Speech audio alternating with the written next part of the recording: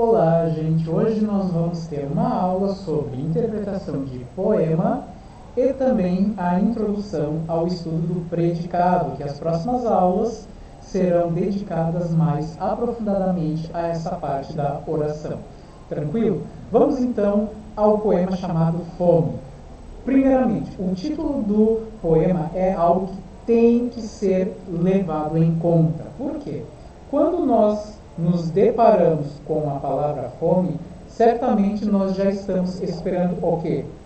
Aquele texto de cunho mais social, né? Falando sobre essa grande mazela mundial que é a falta de comida na mesa de muitas pessoas. Só que quando nós lermos um texto poético que fala de fome, estejamos preparados para ou um texto crítico ou um texto sentimental amoroso. Porque tudo é livre na poesia. Porque a poesia, ela faz o quê com as palavras? Ela abre um leque para os novos sentidos que uma palavra pode ter ou não. Vamos então ao tal poema Fome. Pudessem minhas mãos falar as tuas e dizer-lhes, sim, quero-te muito. Pudesse eu inundar-te de ternura e, no silêncio, ter-te ampla e desnuda, que eu não faria versos sobre mim, nem falaria em rosas, alma, lua. Pudesse o meu olhar adormecer-te, colher-te, fresca e firme, a forma viva. Que coisas não faria nessa vida? Que coisas não seria? Então temos o poema de João Rui de Souza, que vai falar sobre um outro tipo específico de fome, não é mesmo? É a fome da ausência, é a fome da pessoa amada, é a ânsia da pessoa amada. Então fome aí está sendo utilizada em conotação. Lembram que quanto à parte semântica, as palavras elas podem ser postas em denotação, que é o seu sentido normal, padrão. Por exemplo, a palavra fome. Fome quer dizer o quê? A ânsia por alimento, por comida. E em conotação, a fome aí assume o quê? Ausência, falta de alguma coisa, de algo ou de alguém. Tranquilo? Então vamos analisar esse poema assim. Pudessem minhas mãos falar as tuas. As mãos não falam, mas por meio dos gestos elas querem o quê? Dizer alguma coisa. Temos aí o uso de metonímia, a parte de um todo. Quando eu falo as minhas mãos estão nervosas, quer dizer que eu inteiramente estou nervoso, né? Então eu pego uma parte do corpo e eu a uso como se fosse o corpo inteiro. Isso se chama metonímia. E dizer-lhes, sim, quero-te muito. Pudesse eu inundar-te de ternura. Hipérbole é aquele uso do exagero. Ele no silêncio ter-te ampla e desnuda, que eu não faria versos sobre mim, nem falaria em rosas, alma e lua. Ou seja, com a pessoa amada ali do lado, o eu poético ele não conseguiria o quê? Compor, porque estaria extremamente ocupado com a pessoa amada. Porque todas essas figuras aqui, ó, falar sobre si mesmo, falar sobre rosas, alma, lua, isso é o quê? É a temática do romantismo, não é mesmo? Falar sobre si mesmo e sobre elementos considerados belos e poéticos. Isso é a tônica do romantismo ou da poesia lírica, que é aquela em que nós findamos os próprios, em que nós elencamos coisas assim do próprio eu. Pudesse o meu olhar adormecer-te, ou seja, um olhar que traz paz, relaxamento. Colher-te, fresca e firme, a forma viva. Ou seja, o meu olhar fixar aquela forma bela do ente amado. Que coisas não faria nessa? Que o amor faz o quê? Faz a pessoa sentir coisas além de si mesma. Ó, qual a importância, questões agora sobre o poema, qual a importância da repetição de estruturas sintáticas para o ritmo do texto? O que é estrutura sintática? Como a frase se organiza. Temos ali, então, o quê? Uma recorrência, ou seja, uma repetição de formas verbais e de formas de organização da frase. Por exemplo, aqui, ó, pudessem minhas mãos, pudesse eu, pudesse o meu olhar. Temos aí o quê? Frases que começam pelo verbo e depois vem o sujeito da frase. Ou seja, temos uma estrutura de frase, uma estrutura sintática que se repete, que vai se repetindo para quê? Para que o texto fique com ritmo, para que o texto prenda a atenção do leitor ouvinte por meio da uniformidade. Porque uma música, quando assim vocês ouvem, ela tem o quê? Ela tem uma característica. E essa característica, ela se consegue como? Por meio da repetição da estrutura sintática, da repetição de uma estrutura de frase, entenderam? As frases iniciadas pelo imperfeito do subjuntivo estabelecem uma gradação? Olha que pergunta capciosa. Vamos primeiro ver o que é o pretérito imperfeito do subjuntivo. É esse tempo verbal aqui que se caracteriza na nossa língua pelos dois S's e o E. Pudesse, fizesse, quisesse, cortasse, amasse. Isso faz o quê? Está estabelecendo uma gradação, ó. Começa com as minhas mãos, o eu e o meu olhar. Ou seja, vai passando o quê? De coisas assim mais genéricas para uma coisa mais íntima. Estabelece uma gradação. Ela começa pouca, depois vai para o eu inteiro e depois desce para o olhar. É uma gradação ascendente, subindo, depois desce de novo. Né? Então, o que é uma gradação mesmo? É aquela estruturação do texto em que tu cria um efeito de crescimento ou de caída. Por exemplo, quando tu fala assim, eu cheguei em casa, né, cansado, exaurido, destruído, morto. Tudo isso que eu falei, cansado, exaurido, destruído, morto, faz o quê? Faz um efeito de crescimento. Isso é uma gradação. Mas também eu poderia organizar isso que eu falei do topo caindo. Eu cheguei em casa morto, destruído, exaurido, cansado. Né? Eu começo do topo e vou caindo também. Isso é uma gradação. Temos dois tipos, então, de gradação. Do mais frágil para o mais forte ou do mais forte para o mais frágil. Então, o imperfeito do subjuntivo faz o quê? Faz essa gradação. Começa grande, vai para o ápice e depois desce de novo. Aí, 3. Que eu não faria verso sobre mim, nem falaria em rosas a uma lua.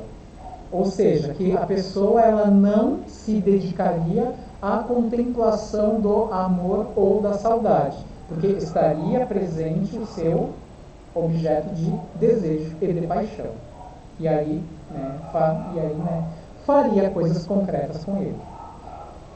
Comente agora 4 aí. Pudesse o meu olhar adormecer-te, colher-te, fresca e firme a forma viva. Comente a exploração de elementos sonoros. Elementos sonoros, ó. Temos ali o que? Repetição do te, adormecer-te, colher-te, verbos ali com a mesma terminação, e também a repetição de consoante F e V, que tem uma certa semelhança, fresca e firme, forma viva. Vocês estão vendo que isso aí causa o quê? Ritmo. O poema, ele se aproxima muito da música. Em que consiste a forma viva de que fala o texto? Aquela forma da pessoa ali do teu lado, presente, tátil, concreta. A quem ou a que se referem as formas verbais faria e seria nos últimos versos do poema? Ó, que coisas não faria nessa vida? Que coisas não seria? Refere-se ao eu. Eu faria, eu seria. Ou seja, o poeta seria grande se a pessoa amada estivesse ali do lado. Relacione o título do poema com o seu conteúdo. Ou seja, por que o poema se chama Fome E qual a relação disso com o sentido? Fome por quê? Tu tem ausência, tu tem ânsia por alguém ou por algo. Tranquilo? Agora vamos à parte gramatical da aula. Vamos lá à parte do estudo do predicado? Então, nós vamos agora falar na parte de sintaxe. Lembra que eu falei antes, no comecinho dessa aula, sobre estrutura sintática? Estrutura sintática é o quê? A estrutura da frase. Como as palavras se organizam em uma frase. Nós temos uma estrutura sintática que é considerada padrão na língua portuguesa, que é a chamada ordem direta. Ordem direta. Estudos por meio da neurolinguística, que é o estudo da formação da linguagem no nosso sistema nervoso, mostram que dentro da língua portuguesa nós temos uma estrutura mais fácil de entendimento das frases. Essa estrutura, ela obedece um certo formato, uma certa estrutura sintática, que é como as frases na nossa língua, para serem melhor entendidas, elas seguem no esquema SVO. Vocês estão vendo aqui? Conseguem ver? O que é o SVO? Começa com o sujeito, verbo, objeto. O verbo e o objeto fazem parte de uma parte da frase, que são os termos essenciais dela. Vocês estão vendo aqui? Sujeito e predicado. Sujeito e predicado são considerados, dentro da sintaxe tradicional, os termos essenciais da oração, que é aquela frase que possui verbo. É a frase mais complexa. Sujeito vem antes do predicado na forma direta, na forma padrão de uso da língua. Deixa eu pegar outra caneta ali, já volto. Uma caneta azul, que é mais forte, a tinta. Vamos lá então. Que nem eu vou pegar uma frase parecida com a do poema. Minhas mãos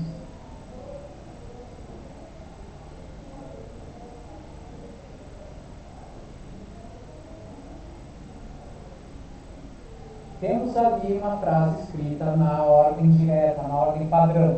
Quem é o sujeito?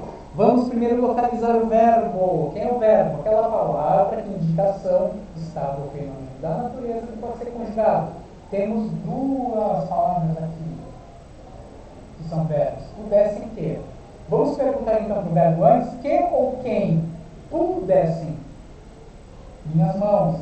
Temos então aqui minhas mãos como sujeito. Ao encontrar o sujeito em uma frase, tudo que sobra é predicado. Então, tudo isso aqui faz parte do predicado. Essa frase está na ordem direta por quê? Porque segue esse esquema de que eu falei aqui acima. Sujeito, verbo, objeto. O objeto ele é um complemento necessário, é um complemento integrante da frase.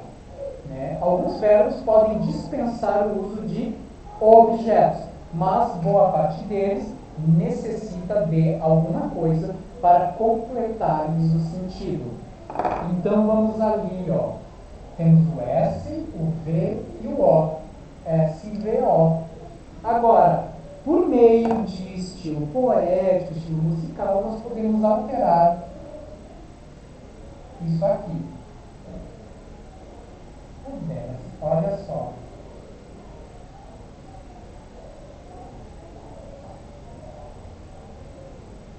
Agora vamos fazer a identificação dos termos essenciais. Quem é o sujeito aqui? Ó. Sujeito continua sendo o mesmo. Só que o sujeito está aqui no meio. Ó. Temos o S aqui no meio. Aqui tem um verbo e um O. Quebramos totalmente a ordem direta aqui. Pode ser utilizada dessa forma para atender a um ritmo do poema ou também para efeito de topicalização. Sempre que uma coisa vem ali no começo, nós dizemos que isso foi topicalizado. Topicalização é aquela palavra que abre uma frase, que abre uma oração. A palavra está em tópico quando ela está em destaque. E tudo que está no começo da frase está em topicalização. Né?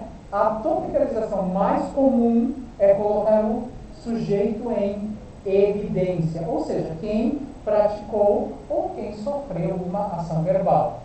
Mas nós podemos colocar em topicalização a própria ação verbal em si. Aí a gente põe o verbo lá no começo e o sujeito depois. O sujeito, quando ele vem depois do verbo, ele se chama posposto, ou seja, posto após. Tranquilo? Agora vamos aos nossos exercícios ali. Voltamos ao nosso material maravilhoso. Aí temos a explicação do predicado, que vocês lerão, e os exercícios. Vamos corrigir os exercícios. Passe as orações para o plural e modifique o verbo de acordo com a concordância verbal. O que é concordância verbal, gente? É quando o núcleo do sujeito manda no número do verbo. Ou seja, o verbo está no singular ou no plural de acordo com o número do sujeito. Se o sujeito também está no plural ou no singular. Ou se há mais de um núcleo do sujeito. Aí o verbo vai compulsoriamente para o plural. Ó, aconteceu um fato inusitado. Vamos colocar tudo no plural. Quem é o sujeito? O que aconteceu? Um fato inusitado. Uns fatos inusitados aconteceram. O verbo foi para o plural porque o núcleo, fato, foi para o plural. O verbo, então, é uma vaquinha de presépio do núcleo do sujeito. Sempre ocorre uma nomeação naquele departamento. Sempre ocorrem umas nomeações naqueles departamentos. Basta-me uma palavra bondosa. Bastam-me palavras bondosas. Doem-lhes os braços. Tudo no plural. Sujeito no plural, manda o verbo no plural também.